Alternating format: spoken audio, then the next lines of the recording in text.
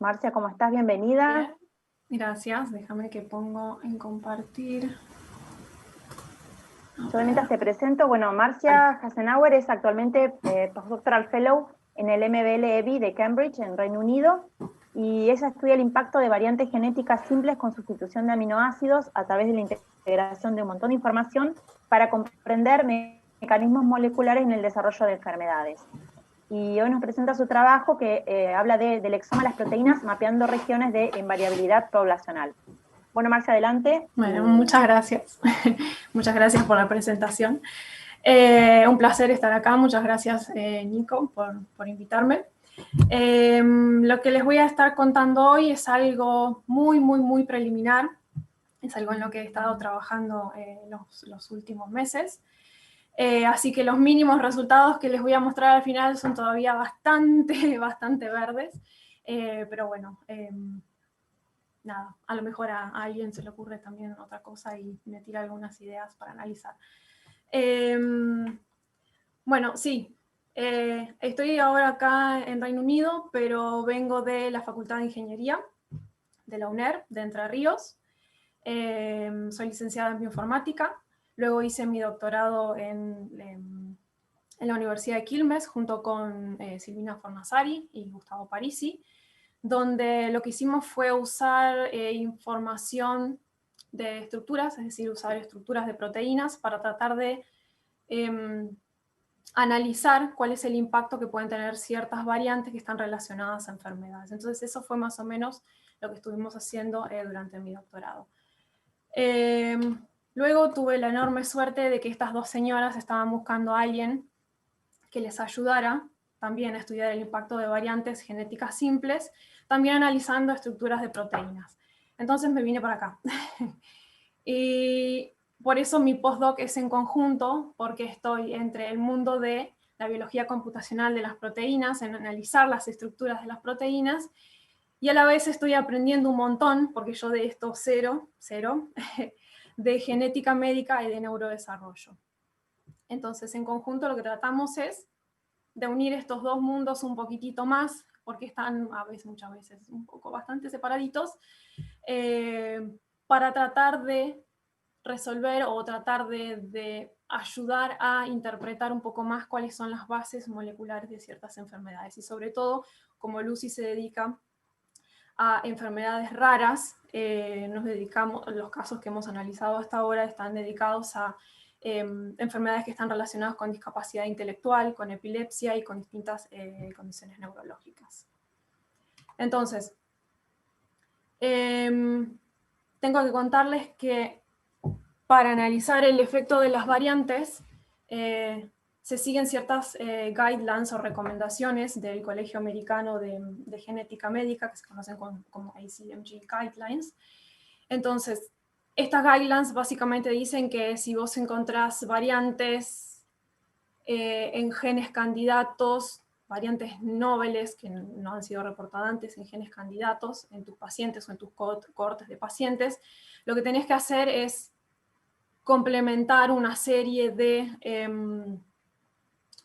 procedimientos. A ver, digamos, esto es como una cadena. Acá no hay una sola persona que se dedica a hacer esto, sino que es un grupo de personas trabajando desde distintos aspectos para correlacionar el fenotipo que se observa en los pacientes, las características genotípicas, para poder analizar usando herramientas computacionales, a ver qué se puede predecir a partir de eso, para ver en las bases de datos si estas variantes han sido reportadas antes o no, si se han asociado a otras cosas.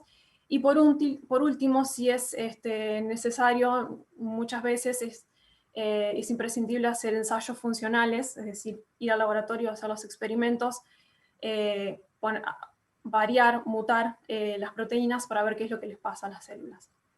Entonces, muchas veces esto es como, bueno, encontramos un set de posibles genes y candidatos variantes, a ver, encontrar cuál es la aguja en el pajar, cuál es la causa que puede estar, que puede estar produciendo esta enfermedad. Entonces, solamente si todas estas, voy a activar esto de acá, solamente si todas estas cosas concuerdan, estas variantes se pueden clasificar como patogénicas o benignas, y si no hay evidencia suficiente, estas variantes se clasifican como inciertas o de uncertain significance, las conocidas como VUS.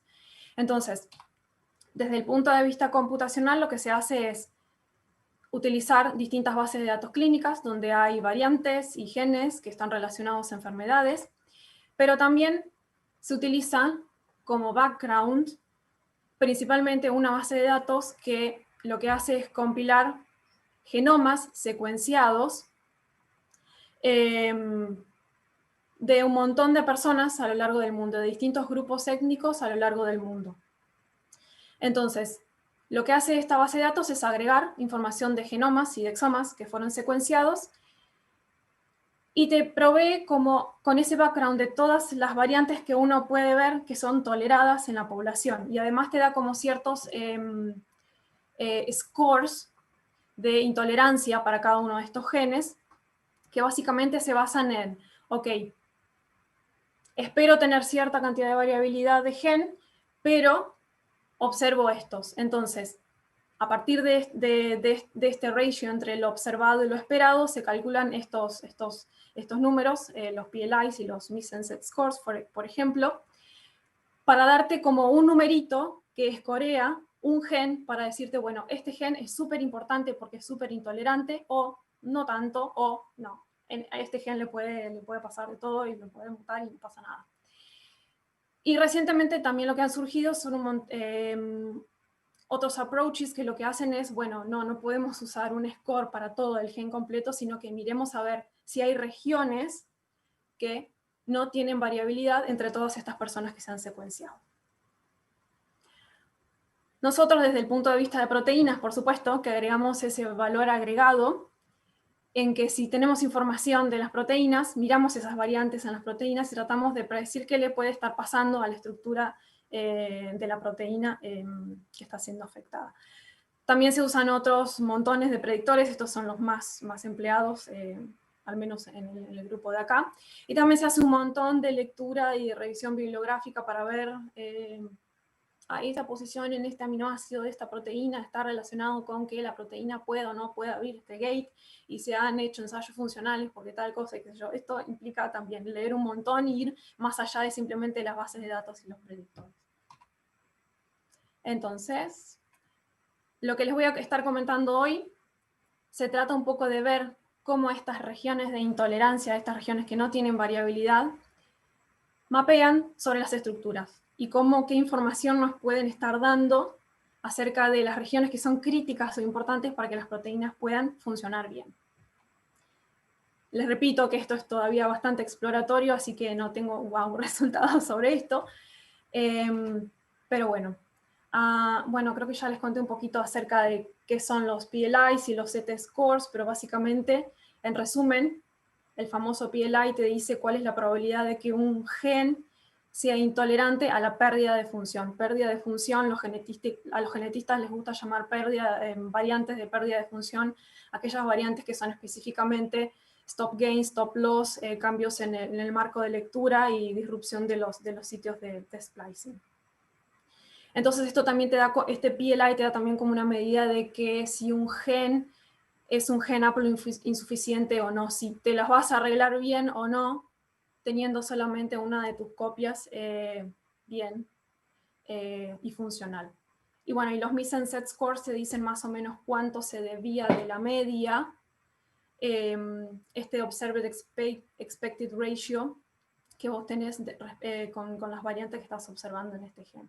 O sea que estos dos números, cuanto más altos sean, más te están indicando que este gen es un alto candidato para que si tenés mutaciones ahí vas a tener problemas. Entonces, lo bueno de estos scores es que son una forma rápida de identificar esos genes esenciales. Lo malo es que no captura cuál es la variabilidad fina, regional, que hay en cada uno de estos genes.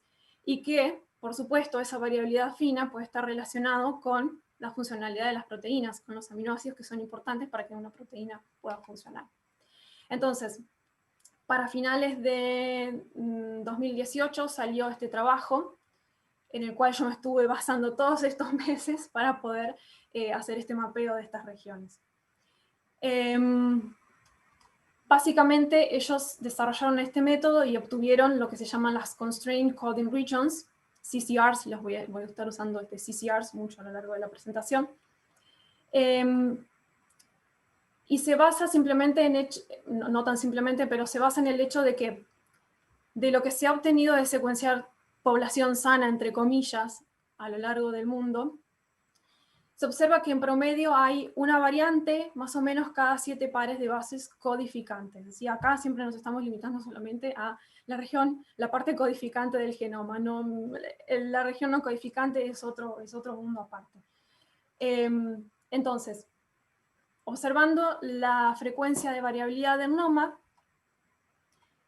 las CCRs, las Constrained Coding Regions, que ellos identifican en este método, son las regiones que son la excepción a este promedio, es decir, distancias mayores que separan la ocurrencia de las variantes en el genoma codificante o en los exomas.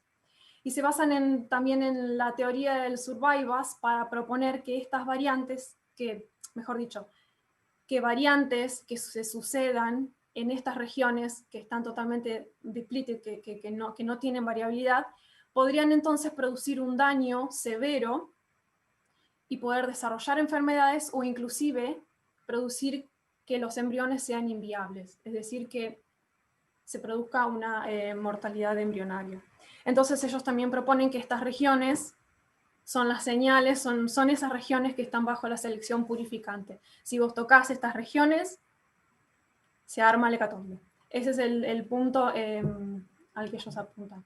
Entonces, muy rápidamente les voy a contar de qué se trata este pipeline de CCRs. Básicamente toma todos los cromosomas 21 a 22, es decir, los autosomas, y el cromosoma X, solamente se limitan a estos por una cuestión de que en NOMAD, mitad hombres, mitad mujeres, no hay un buen coverage de lo que hay en el cromosoma Y. Este pipeline, cuando ellos lo desarrollaron originalmente, está basado en el Assembly 37 del genoma humano, pero básicamente toma todos los genes que están caracterizados como protein coding genes en Ensemble. Upsi.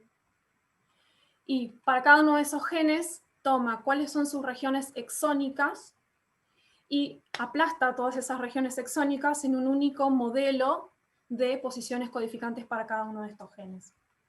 Luego toma toda la información de las variantes que están en NOMAD, las anota con BEP para saber cuáles son las variantes que producen cambios en los aminoácidos de las proteínas, y junto con la información de cuáles son las regiones genómicas que son problemáticas en el genoma humano porque representan regiones repetitivas o que tienen regiones transposónicas y demás. Y también junto con la información del coverage que hay en NOMAD para cada una de las pares de bases que han sido secuenciados, definen en conjunto todas estas regiones que no tienen variabilidad, es decir, regiones totalmente depleted de variantes en todas las personas que han sido secuenciadas. Entonces, esto se hace para cada uno de los genes codificantes de proteínas. Después, todos estos genes se ponen juntos, se meten en la bolsa, se meten en una bolsa, y lo que se hace es un pesado para poder rankearlos de acuerdo a un percentil. Este rankeado, o sea, se pesa a todas estas regiones dependiendo de la cantidad de islotes CPG que tenga, o sea, la cantidad de contenido de pares CG. ¿Por qué? Porque cuando vos tenés muchos CGs en una región, eso es un indicativo. A ver, las regiones CG son muy fáciles, muy susceptibles de variabilidad. Entonces, si vos tenés un alto contenido de CG, esperás encontrar mayor variabilidad en esa región. El otro factor de pesado es la longitud de todas estas regiones, y por último, el otro factor de pesado es, ok, de todos los individuos que tienen al menos, de todos los individuos, ¿cuántos por arriba del 50% tienen un muy buen coverage en la secuenciación de estas regiones. Entonces, en conjunto, todo esto sirve para pesar cada una de estas regiones y asignarles un percentil. Entonces, cuanto más alto es el percentil, estas regiones son más constrained.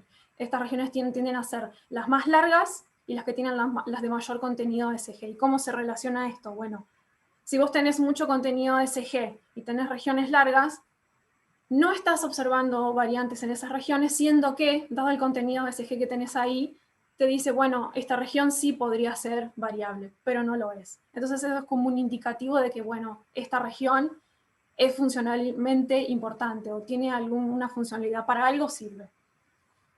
Entonces, todas estas regiones, o sea, que se identificaron originalmente como depleted sin variabilidad,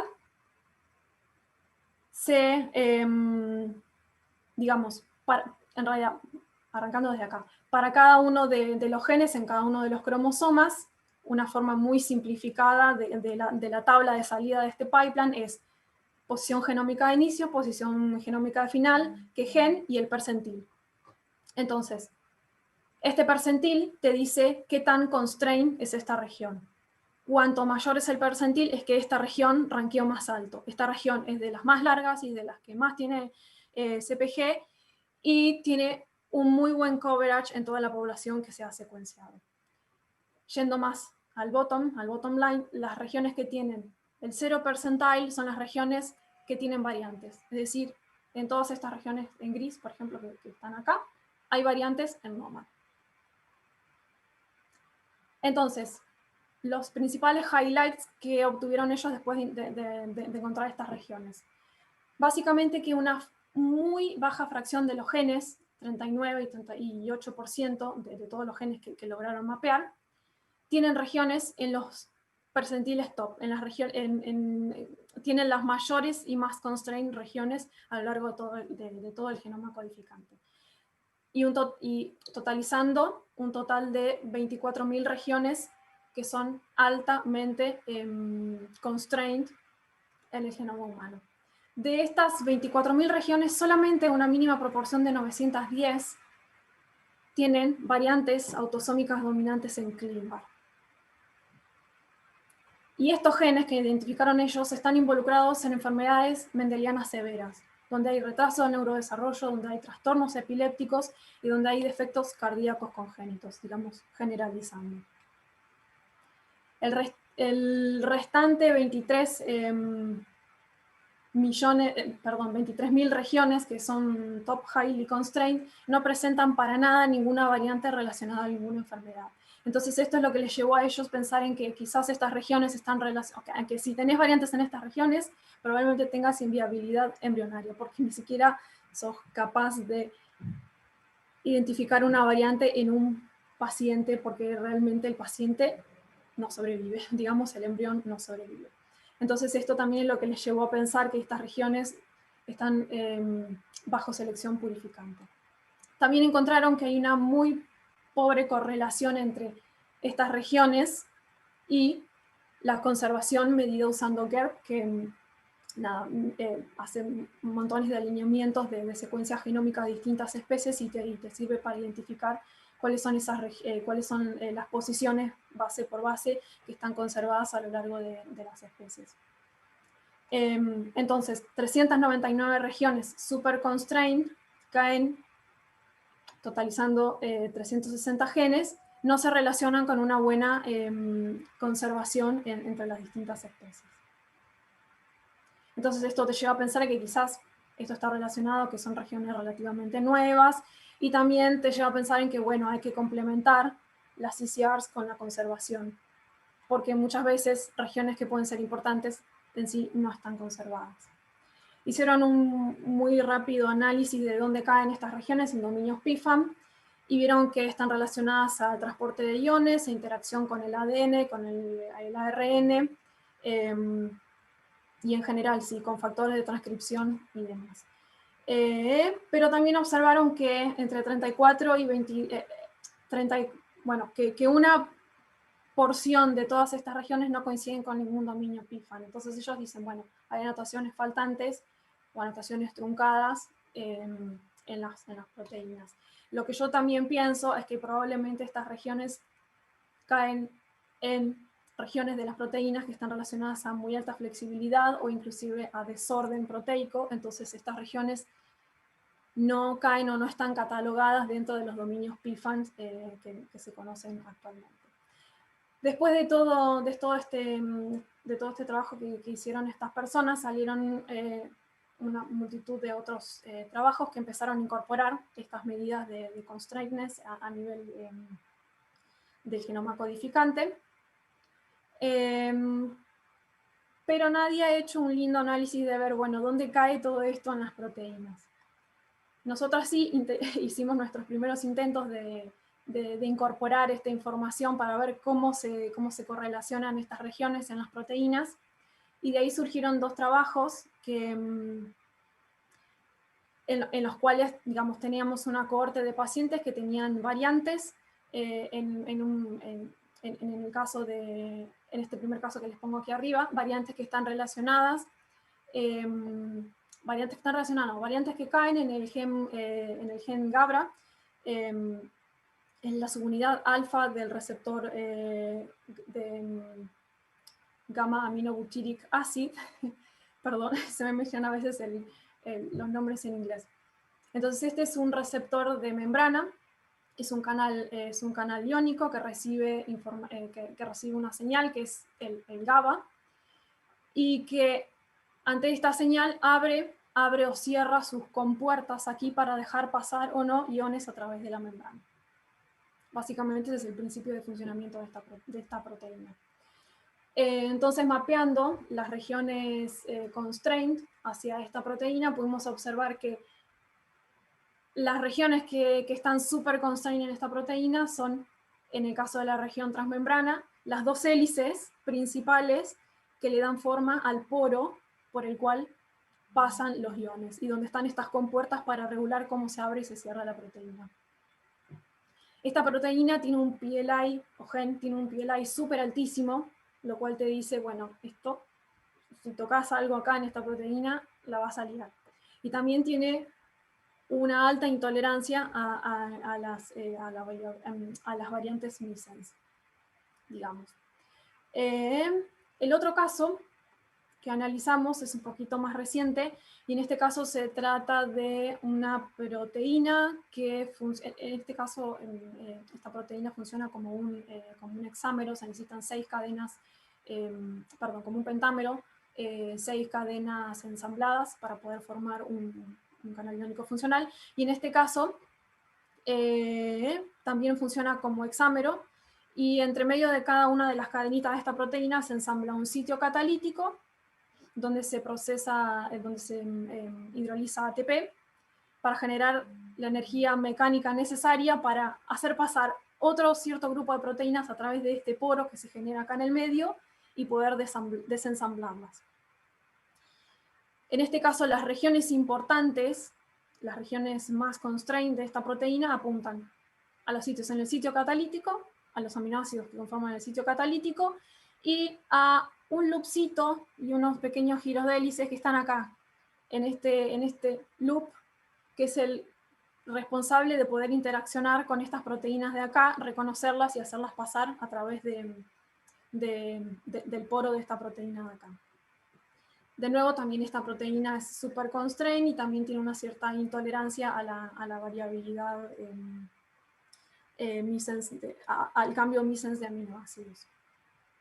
Entonces, dijimos, bueno, ¿por qué no empezamos a hacer esto para todas las proteínas del genoma humano? Para ver qué señales nos están dando de estas regiones constrained, mirándolas al nivel o en el plano de las proteínas. Entonces, nuestros objetivos fueron mapear del exoma a las proteínas estas regiones codificantes con los distintos grados de variabilidad, identificar los tipos de proteínas y las rutas metabólicas a las cuales están asociados estos genes en particular, que tienen las regiones más intolerantes, emplear cuanta información estructural posible tengamos para poder correlacionar estos sitios en estas regiones con los distintos mecanismos que implican con distintas características estructurales, digamos. Y también nuestro objetivo es emplear además la notación disponible sobre las regiones que son desordenadas, flexibles, los motivos lineales, los sitios de modificaciones post-traduccionales y demás, también para poder correlacionar todas estas regiones constraint en el plano de las proteínas que son más flexibles, que están más flexibles o más desordenadas y que tienen otro mecanismo de funcionamiento un poquitito más distinto que las proteínas que son ordenadas. Entonces, por empezar, es necesario mapear todas estas regiones. Lo que hicimos nosotros es tomar, no NOMAD2 como usaron ellos, pero sí NOMAD3. ¿Por qué? Porque se incluyen un poco más de sampleo de distintas poblaciones y porque además NOMAD3 está en el último build del genoma humano y esto nos permite obtener un mapeo más, digamos, nos permite mapear más fácilmente con el estado actual de los genes y de las proteínas que están en Ensembl y en UniProt, que son las bases de datos que usamos como referencia para genes y para proteínas. Entonces, acá fue un laburito de hacer unos ciertos tuneos en la pipeline original de CCRs para poder usar todos estos nuevos archivos en el nuevo build del genoma. Entonces, una vez que identificamos estas regiones exómicas con distintos niveles de constraintness, lo que hicimos fue tomar cada una de estas regiones y mapear cada una de sus posiciones a los posibles transcriptos. Nos limitamos solamente al set de transcriptos de GeneCode Basic porque son los transcriptos que no están fragmentados, que tienen sus comienzos y sus finales completos. Y también, obviamente, los transcriptos que producen proteínas, ¿no? Porque hay un montón de otros transcriptos que no producen proteínas. Para hacer esto, usamos una librería de Bioconductor que se llama EnsembleDB. Si a alguien le interesa, está por aquí abajo, funciona bastante bien. Y lo que tuvimos que hacer fue mapear posición por posición, porque cuando uno se mira los distintos transcriptos, hay regiones en las que pasa esto, por ejemplo, en los que el start de esta región acá no existe, solamente existe el end, pero te perdés de lo que está pasando ahí. Entonces la solución fue, bueno, mapeemos posición por posición todo de acá para allá y listo. Entonces una vez que identificamos que desdoblamos todas estas regiones sobre los transcriptos y por consiguiente en los aminoácidos en las proteínas de Ensembl, mapeamos de Ensembl a UniProt, que esto es otro mundo también, porque hay muchas veces lo que se considera canónico a nivel en Ensembl no es lo mismo que canónico en UniProt, y porque también hay muchas proteínas que si las alineas no son un match perfecto, no son 100% equivalentes en longitud y en aminoácido.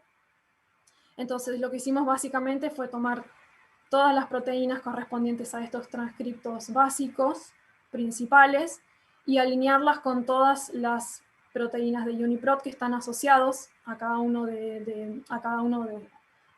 asociados a este gen, digamos, en particular. Y hicimos el alineamiento de todos contra todos para encontrar, bueno, cuáles se corresponden con cuáles y a cuáles les puedo creer en la posición de aminoácido y en el aminoácido que estoy observando. Entonces con eso obtuvimos el mapeo de las regiones de los exones a las proteínas de UniProt. ¿Por qué nos interesan las proteínas de UniProt? Porque son las que están más anotadas y las que tienen las que se consideran, digamos, como proteínas de referencia. Bueno, esto es lo que le decía, que por ejemplo, en este caso, por ejemplo, la proteína canónica según Ensembl es 1 y la proteína canónica según UniProt es otra. Nosotros nos quedamos con esto, obviamente. Y tenemos la información mapeada para todas las proteínas que están asociadas a este gen en UniProt, pero por ahora nos limitamos solamente a aquellas que se consideran como las isoformas canónicas, porque son las que tienen la mayor cantidad de anotación en UniProt. Me olvidé decirles que entre medio, esto de ir de acá para acá y de obtener todas las posiciones y de alinearlas con BLAST, para eso usamos las APIs de Ensemble y de UniProt. Entonces este mapeo nos permitió obtener las regiones constraint mapeadas a las proteínas canónicas humanas. Luego, para sumar la información estructural, usamos una base de datos, en realidad toda la base de datos dampeada en archivos, digamos, de Varsite, que es una metodología que desarrolló Roman, que básicamente te permite obtener información sobre conservación y información obtenida a través de las estructuras, incluyendo también homólogas cercanas a cualquier proteína que a vos te interese mirar ahí, y también te permite analizar el efecto de variantes que vos ingreses en esta base de datos, en este website. A mí por ahora no me interesaba ver el efecto de las variantes, pero sí utilicé toda esa información que Roman tiene acerca de la conservación de los sitios y de la información estructural que hay para cada uno de los aminoácidos de las proteínas. Para mostrarles más o menos cuánto logramos cubrir con esto, logramos cubrir más o menos un 91% de todos los genes que están en Ensemble, que se corresponden con los autosomas y con el cromosoma X, lo que en total resulta en 32, más o menos en 32 millones de pares de bases. Esto que se perdió acá, porque son genes que están en regiones problemáticas, en regiones repetitivas, en regiones a las cuales no, o de bajo calidad de secuenciación, así que no se les puede creer mucho. Y el primer gran número es cuánto de estos percentiles de constraintness se distribuye acá. Puede verse que mediana cantidad, digamos, de las regiones están no constrained, es decir, acá hay variabilidad. La mayor parte tiene un constraint intermedio, y una muy, muy baja proporción de todas las posiciones cae en estas regiones que están super constrained, es decir, que son regiones más largas y que tienen un mayor contenido de GC. Yendo un poquito más al nivel de proteínas, estos 18.000 y pico de genes se correlan, digamos, se mapean a 17.366 proteínas canónicas, isoformas canónicas de las proteínas de UniProt.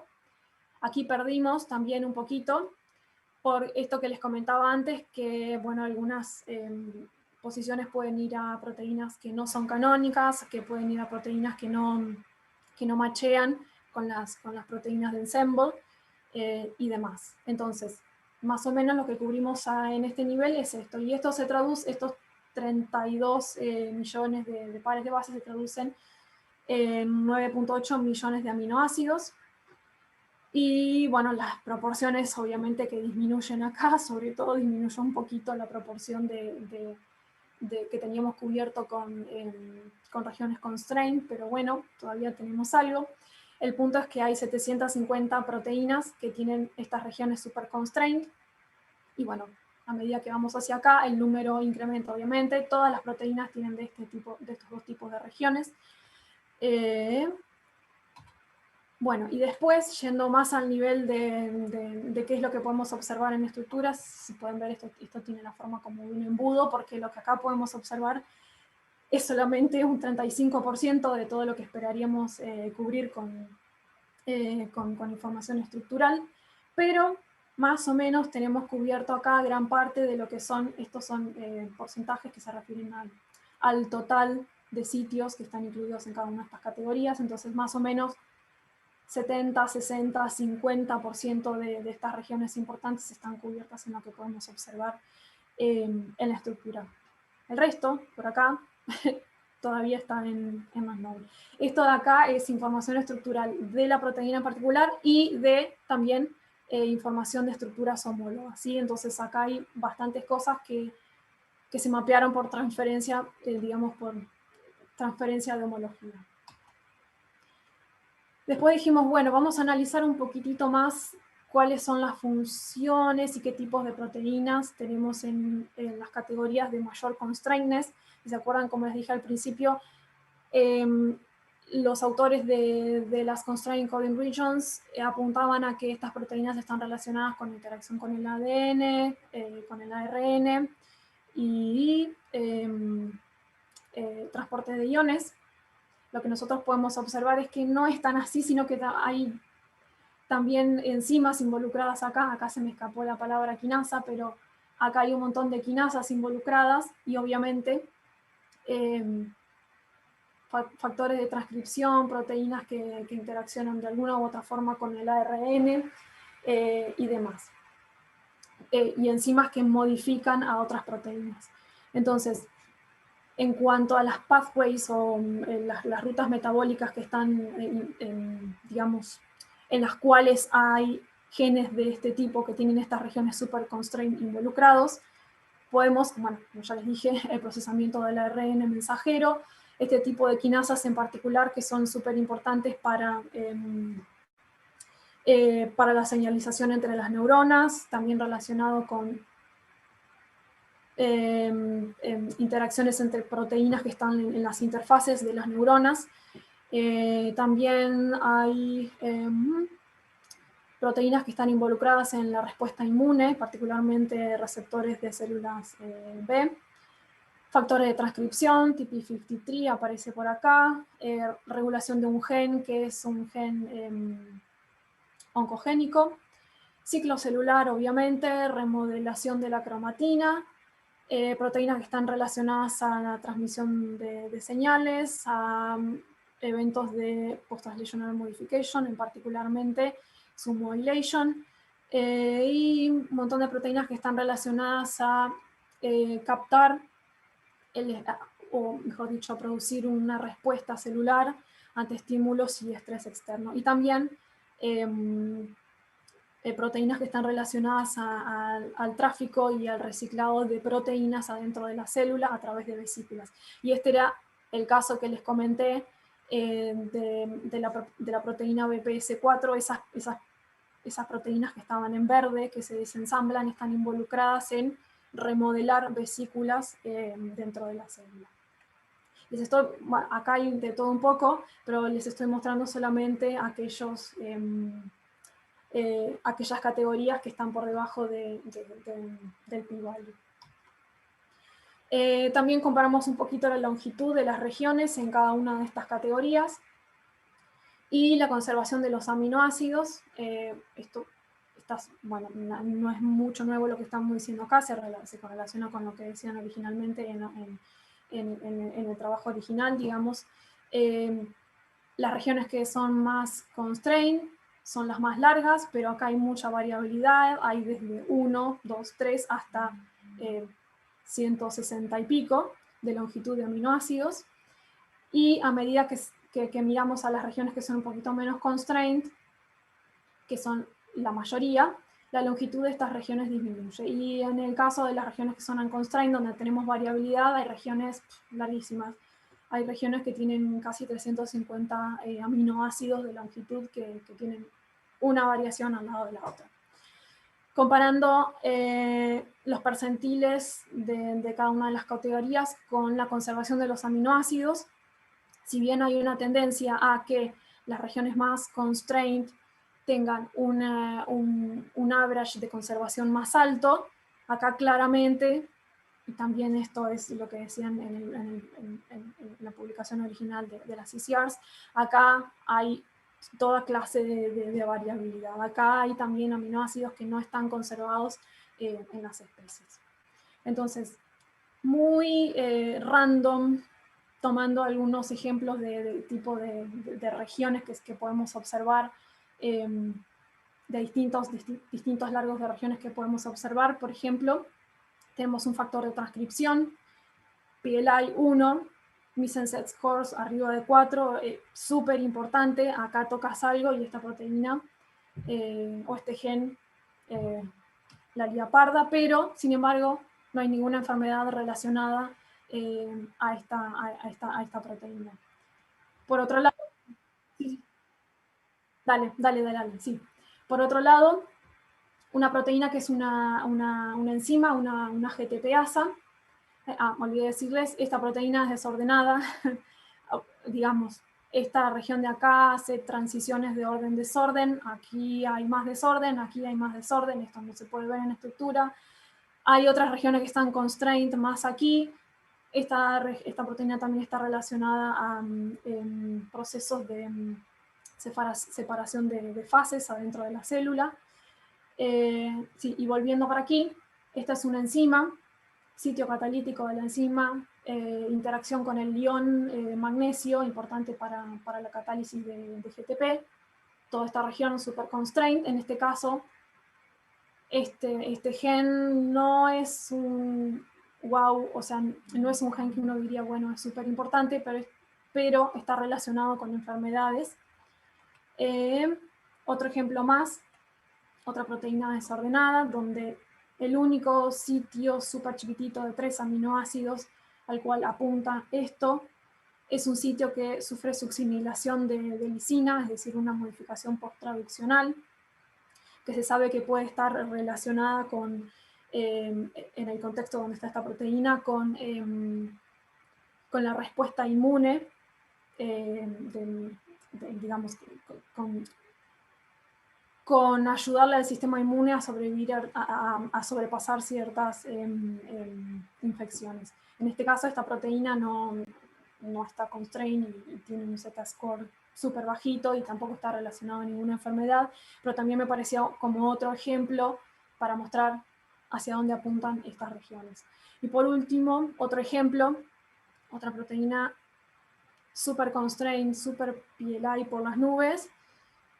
Esto es simplemente una región de la proteína, es una región repetitiva de glucosiltransferasa, donde tiene repeticiones que se llaman tetratricopéptidos. Aquí son repeticiones de 3 o 4 hélices, que básicamente es lo mismo que se va repitiendo. Y lo que me pareció interesante de este caso es que también se puede observar como una repetitividad. Bueno, esta es la proteína que tiene la región más larga constraint, pero se observa como una repetitividad también de cómo se distribuyen cada uno de estos percentiles acá. La región más constraint, un poquito de tolerabilidad a los aminoácidos, otra región constraint, otra región con un poquito más de tolerabilidad de aminoácidos y así. O sea, me parece que acá me parece interesante y curioso que acá también se reflejara esto. Después también analizamos dónde se distribuían estos sitios, viendo de forma más general la información estructural, y básicamente los más constraints están en las hélices, correlacionados, digamos, positivamente con su aparición en las hélices. Esto puede estar un poco sesgado por el hecho de que normalmente hay más hélices en lo que se conoce de las estructuras. Las sun constraint y las más lowly constraint están en loops y en regiones extendidas, pero también hay una leve correlación entre estas top highly constraint y la pertenencia a las regiones extendidas. Sitios catalíticos, obviamente totalmente correlacionados con estas regiones. Contrariamente a lo que uno esperaría, los disulfide bonds, interacciones disulfídicas que son importantes para el plegado de las proteínas, no correlacionan con estas regiones, pero sí correlacionan con regiones más chiquititas, regiones constraint más chiquititas. ¿Qué más tenemos aquí? Correlación positiva con interacción con pequeñas moléculas, con iones metálicos, con interacción con el ARN, como ya veíamos viendo en todas estas evidencias, y también en interfaces de interacción proteína-proteína. Bueno, para terminar, para sumarizar, las CCRs están siendo usadas por otros scores de patogenicidad, pero nos pareció que nadie hizo hasta ahora un intento de, trasladar todo esto de forma a gran escala hacia las proteínas en los humanos y para ver cómo se distribuyen estas regiones. Entonces lo que hicimos fue un poco eso, mapear de forma precisa todas estas regiones hacia las proteínas canónicas de humanos. Agregamos información estructural sobre los aminoácidos que se pueden ver representados con estructura y esto nos permitió ver un poquito dónde estaban diseminadas estas regiones. Y lo que observamos es que las regiones críticas están asociadas con percentiles súper altos, o sea, los top percentiles de estos genes. La próxima y urgente etapa es incluir también información de desorden, de flexibilidad, de motivos lineales, para tratar de resaltar, a ver dónde están estas regiones super constrained en estas proteínas que son más flexibles y que toleran, en general, toleran un poco más de cambios. Y como último, decimos que el hecho de recalcular las CCRs con NOMAD 3 y usando el BIL 38 nos permitió tener como una mejor inclusión, permite en realidad tener una mejor inclusión de mayores grupos étnicos, y también permite tener como una mejor coincidencia con el estado actual de las proteínas que están en Ensemble y en UniProt. Pero por supuesto que incluir más genomas y más personas, a medida que se vayan secuenciando más, va a ayudar a que estas regiones se puedan definir un poquito más. Y bueno, son algunas de las fotos de los grupos, el grupo de Lucy, el grupo de Janet, y obviamente los pacientes, que siempre son tenidos en cuenta porque justamente trabaja aquí con pacientes y las familias de estos pacientes y los médicos. Y bueno, eso, muchas gracias. Perdón por haberme excedido de tiempo. Bueno, Marcia, muchas gracias. Puedes dejar de compartir si querés, como vos Sí, quieras. Perdón. No, como vos quieras. Te voy a estar pasando las preguntas que nos llegaron. Dale. Una de las preguntas es de Gustavo Parisi y está relacionada con la conclusión que presentabas al final, y dice: Sí. si se pueden buscar genes o regiones cuya importancia patológica no venga de ClinVar, sino por ejemplo de diferencias étnicas. Por ejemplo, recientemente se estudiaron variantes de Homo sapiens y Neandertal. ¿Cómo sería? Es una pregunta que si se puede hacer esto o no. Sí, entiendo que sí. Todo está limitado a si tenés los VCF files con las variantes.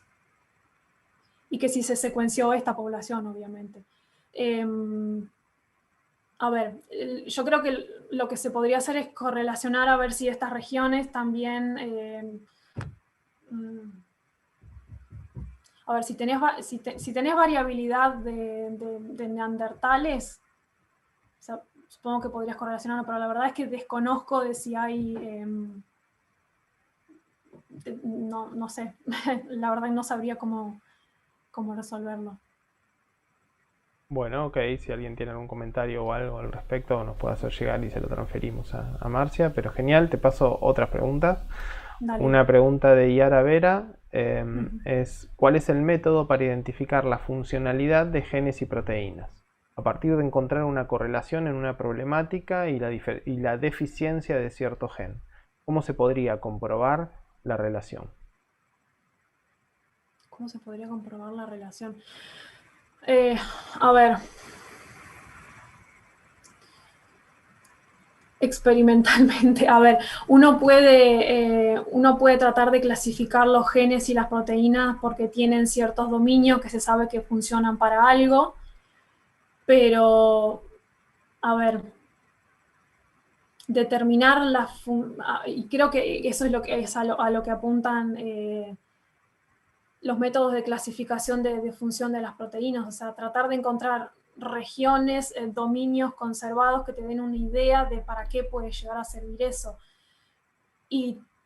Pero, a ver, comprobar si, por ejemplo, vos tenés una variante acá en esta posición y que si es realmente la variante que está clave, si esa posición es clave para afectar la función de la proteína, termina siendo al final una cuestión de experimentos. Uno puede tratar de usar usar todo el abanico de programas para tratar de predecir y ver si puede llegar a ser o no